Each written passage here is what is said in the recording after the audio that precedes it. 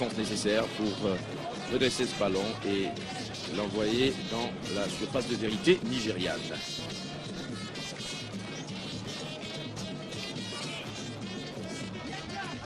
C'est donc Nyamahi Armand qui va essayer d'exécuter ce coup de pied de réparation de coin. Nyamahi Armand, le coup de pied est parti, tête décroisée de Alexandre Morfao qui ne donne rien, sinon que Sarki Emmanuel envoie le cuir en touche. Mais l'arbitre de touche estime que le ballon était sorti avant que Sarki n'intervienne, ce qui donc donne sur les brancards. Espérons qu'il y ait beaucoup plus de peur que de mal.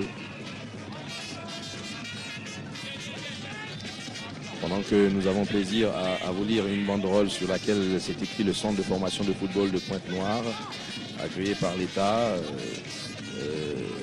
voilà, qui s'appelle donc option sport-études, enfants de 8 à 15 ans. Voilà, il y ait beaucoup plus de peur que de mal.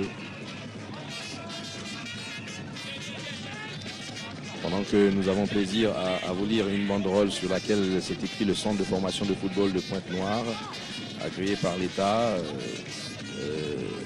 voilà, qui s'appelle donc option sport-études, enfants de 8 à 15 ans. Voilà. Et Max Lambert, une balle qui sort finalement en touche, une longue touche certainement de Fomen Charlie. Non, il la joue tout près, Fomen Charlie, il dribble tout à fait aisément. Et voilà que Ben Max Lambert oublie le ballon derrière lui. Tandis que, attention, heureusement qu'ils s'y prennent à deux pour neutraliser Terroise.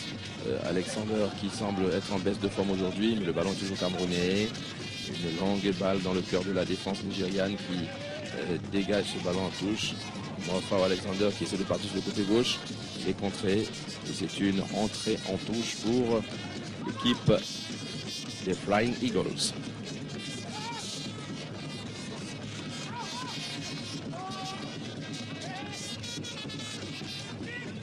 Cameroun touche le ballon, il tire sur un bras nigérian, mais ça dépend de l'interprétation de l'arbitre. Est-ce que la balle est venue vers le bras ou le bras est allé vers le ballon?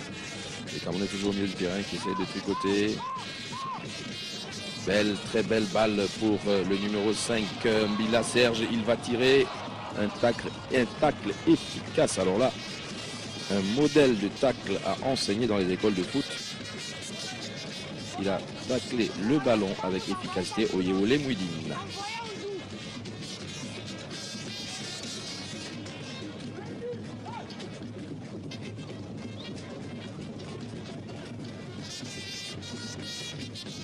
Et de le transformer en but.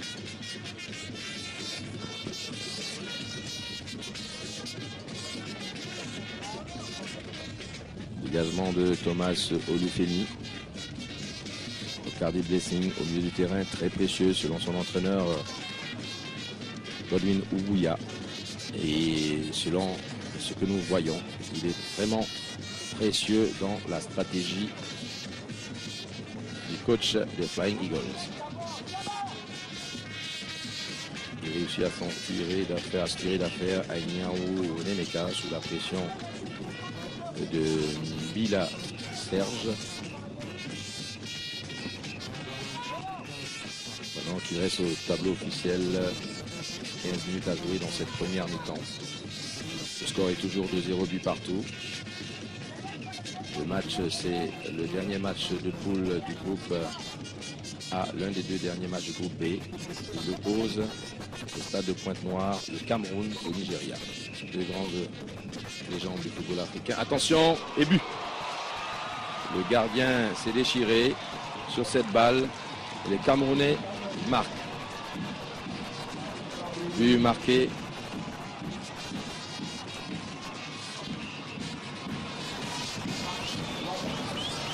Il a cherché ce but. Et il a obtenu.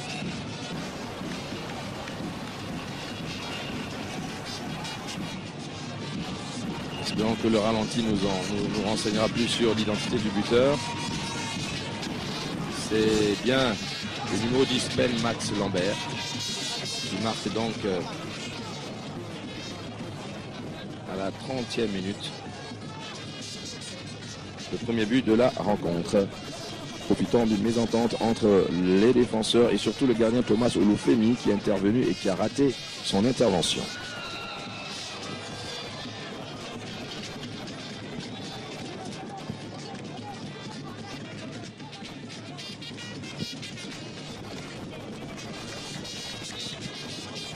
Vous savez que pour les Camerounais, même éliminés d'une Coupe d'Afrique des Nations, quelle que soit la catégorie, ils rentreraient triomphalement à Yaoundé s'ils arrivaient à battre le Nigeria, leur ami ennemi légendaire. Ça, c'est sûr. Et les Nigérians, même qualifiés, vraiment verraient d'un mauvais œil cette défaite face au Cameroun. Mais on connaît les possibilités nigérianes et rien n'est encore joué. Nous sommes loin, alors là, ma foi, très très loin de la fin de cette rencontre. Et beaucoup d'autres surprises et hauts faits nous attendent. Regardons maintenant sur le côté droit, les Camerounais qui essayent d'intervenir. Ils sont requinqués, ils ont repris du poil de la bête, mais le milieu de terrain est toujours nigérian. Une balle en profondeur déviée au passage par un pied camerounais, mais Mouidine est toujours là sur le chemin, qui essaye donc de relancer sa défense.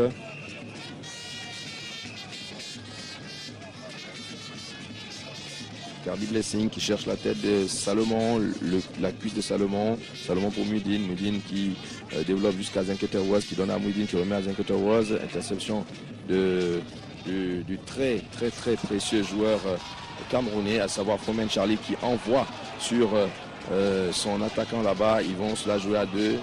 Il ne passera pas. Il aurait pu jouer avec Mbila Serge, mais il a été trop gourmand sur ce coup. L'auteur du but camerounais, à savoir Ben Max Lambert, qui jusqu'à présent n'était pas titulaire. Cette titularisation donc vient à bon escient.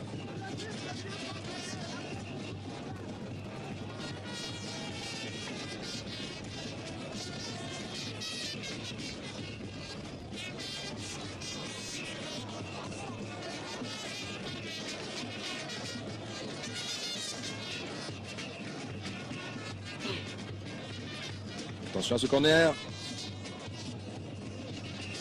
Faute. Pendant qu'attention, Nigérian et Camerounais se toisent dans la défense. Sort magnifiquement. Mukwandio qui a le ballon, Benjamin qui donne à attention. Heureusement que cette fois-ci, Nemeka arrive à s'en sortir. Intervenant avec promptitude sur... il me semble que oui, c'est Mbila Serge. Le ballon qui s'en va et qui lance pour Mukwandio. Et de façon tout à fait sereine, il fait du lait, dégage son camp. Blessing vient rompre la domination camerounaise sur le ballon au milieu de terrain. Maintenant, Ayman Fadey qui va lancer Bala Ezekiel. Bala Ezekiel qui essaie d'entraîner Nkulu. Nkulu éliminé par Bala Ezekiel. Bala Ezekiel qui fait un centre, qui trouve malheureusement la tête de Fomen Charlie. Tire lointain du numéro 4 qui n'est nul autre qu'Oyewole Mouidine. Ça ne donne rien.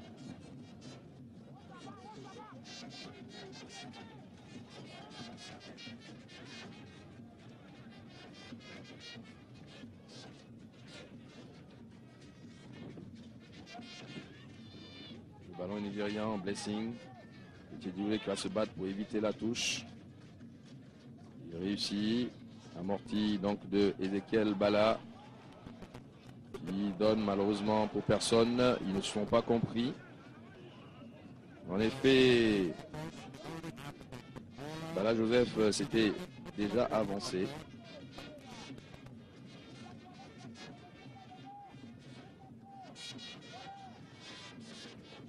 Là, au milieu du terrain, c'est donc Blessing qui était allé au contact. Et bien sûr, avec sa débauche d'énergie et sa hargne, c'est finalement Zambie, là, Serge qui gît au sol, mais qui se relève bien vite. C'est un lion indomptable, un lionceau indomptable. Et que va-t-il se passer?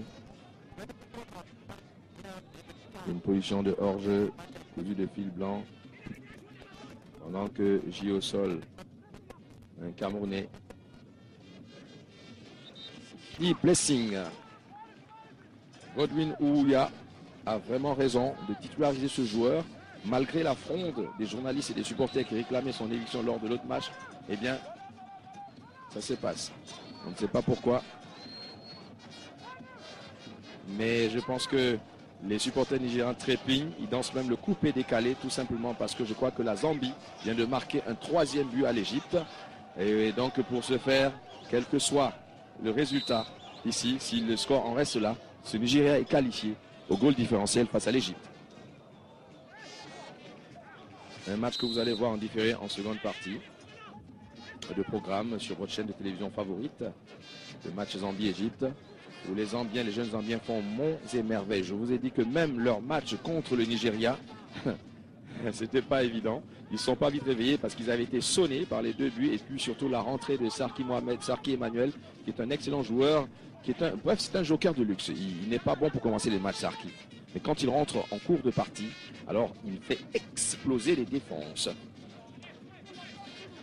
La Zambie donc qui mène devant le Nigeria. 3-0 à Brazzaville.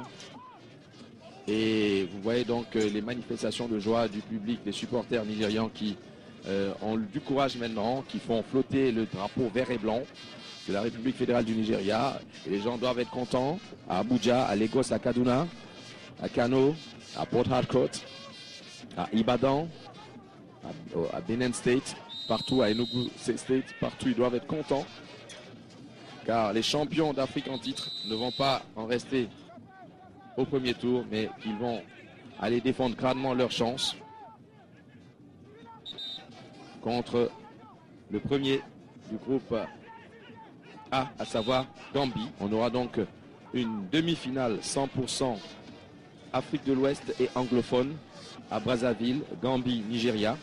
Et une autre demi-finale ici, alors là, qui va opposer 2 équipes qui ont le même style, à savoir le Congo et la Zambie. Je vous promets une demi-finale très offensive, une demi-finale de feu. Mais les Ponténégrins de longue date me font dire que depuis que le Congo joue, le Congo n'a jamais perdu de match à Pointe-Noire. Alors que la Zambie est une équipe qui aujourd'hui vient de montrer que les Chipolopolo sont de retour. Chipolopolo are back! Ils sont de retour, les enfants de Kalusha Bwalia. Des gens qui à chaque fois ont été décimés par des accidents d'avion ou d'autres choses. Mais heureusement, cette fois-ci, ils n'ont pas eu le malheur d'avoir ces accidents. Alors, ils s'en sortent. On l'espère entre Pointe-Noire et Brazza. Et c'est la fin de